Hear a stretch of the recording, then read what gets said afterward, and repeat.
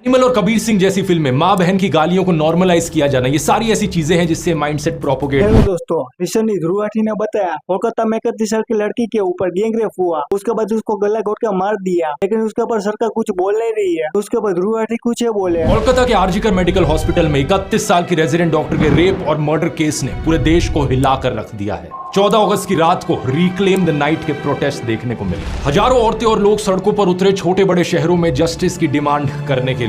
लेकिन इसी रात 40 के करीब गुंडे इस हॉस्पिटल में आकर प्रोटेस्टर्स पर हमला करने लग जाते हैं। प्रॉपर्टी को वैंडलाइज किया जाता है, पुलिस पर भी स्टोन पेल्टिंग करी जाती है और पुलिस को टीयर गैस का इस्तेमाल करना पड़ता है इन गुंडों को भगाने के लिए। कौन ये लोग थे, किस पार्टी से एफिलिएटेड थे, कोई नहीं जानता अभी। लेकिन वेस्ट बंगाल की चीफ मिनिस्टर ममता बनर्जी पर ब्लेम डाला जा रहा है इस रिपीटेड लॉ एंड ऑर्डर के फेलियर के चलते।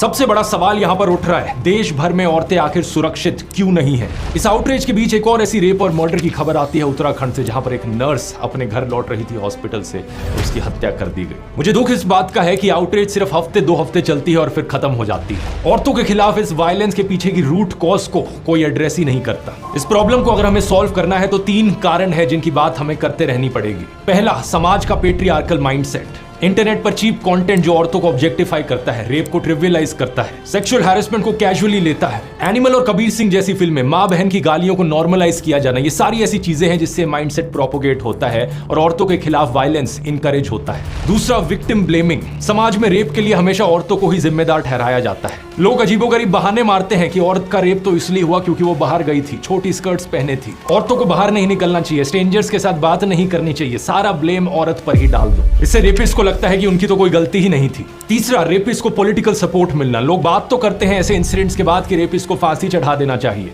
लेकिन असलियत में कॉन्विक्टेड रेपिस्ट के साथ क्या होता है ये देख लो। Convicted rapist Gurmeet Ram Rahim Singh, Haryana elections की वजह से इसे जेल से बाहर का रास्ता दिखाया जाता है। 20 साल की सजा में से इसने 235 दिन तो जेल के बाहर ही बिताए हैं। बिल्किस बानो के बलात्कारियों को मालाएं चढ़ाई जाती हैं, उन्हें संस्कारी बुलाया जाता है। बृजभूषण जैसे नेताओं को ओपनली सपोर्ट किया जाता है और कोई अगर पॉलिटिशियन रेपिस्ट बन गया तो उसके फेवर में रैलियां निकाली जाती हैं। अगर देश को सही में औरतों के लिए सुरक्षित बनाना है तो इन 3 चीजों पर काम करना होगा।